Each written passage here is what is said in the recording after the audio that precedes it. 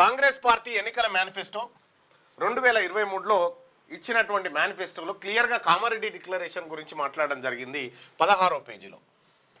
ఇది కామారెడ్డి డిక్లరేషన్. ఇందులో కులగణన విషయంలో అటర్ ఫ్లాప్ అయిపోయింది.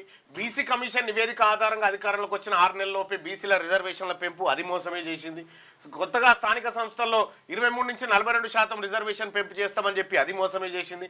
ప్రభుత్వ సివిల్ కన్స్ట్రక్షన్ మెయింటెనెన్స్ కాంట్రాక్టులలో బీసీలకు 42% రిజర్వేషన్. సో ఇవాళ మనం మాట్లాడుకోవాల్సినటువంటి టాపిక్ ఏంటంటే ఇదే, ప్రభుత్వ సివిల్ కన్స్ట్రక్షన్ మెయింటెనెన్స్ కాంట్రాక్టులో బీసీలకు 42% రిజర్వేషన్ ఇస్తామని కాంగ్రెస్ పార్టీ కామారెడ్డి డిక్లరేషన్లో, అంటే మొత్తం ఎక్కడ చూసినా రెడ్డి కాంట్రాక్టర్లు వెలమ కాంట్రాక్టర్లు ఉంటారు కదా, మేము బీసీ కాంట్రాక్టర్లకు ప్రభుత్వం ఖర్చు పెట్టేటువంటి నిర్మాణాల కోసం మెయింటెనెన్స్ కోసం ఖర్చు పెట్టేటువంటి ప్రతి 100 రూపాయలలో 42 రూపాయల పనులు బీసీలకు అప్పచెప్తామని చెప్పింది.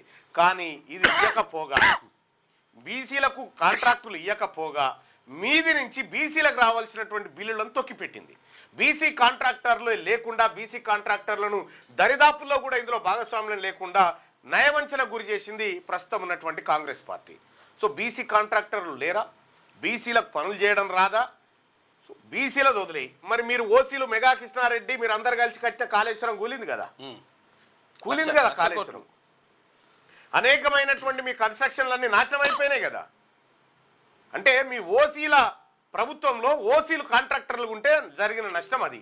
ఇవాళ సిబిఐ ఎంక్వైరీ చేస్తలేదు, ఏం నెల మనం కేంద్రానికి లేఖ రాసి కాళేశ్వరం మీద అని చెప్తా ఉన్నారు. ఇదివరకు మనం రాష్ట్ర ప్రభుత్వం చేసిన ఎంక్వైరీలు ఎన్ని ముంగడపడ్డాయి చూపెట్టు. కేసీఆర్ని తీసుకొస్తా, లోపటేస్తా, డబుల్ బెడ్రూమ్ ఇల్లు కట్టిస్తా, చెర్లపల్లి జైల్లో అన్ననే కాపురం పెట్టిస్తా, ఇవన్నీ డైలాగులు ఏమైపోయినాయి? ఒక్కరోజన్న కేటీ రామారావునో, కేసీఆర్నో, హరీష్ రావునో, కవితనో అరెస్ట్ చేసి లోపటేసినావా? అది వేయలే. ఇదంతా మిలాఖాత్ రాజకీయం అన్నట్టు. ఎట్టి వీళ్ళందరూ కలిసి బీసీలను మోసం చేయడానికి కంకణం కట్టుకొని ఉన్నారు.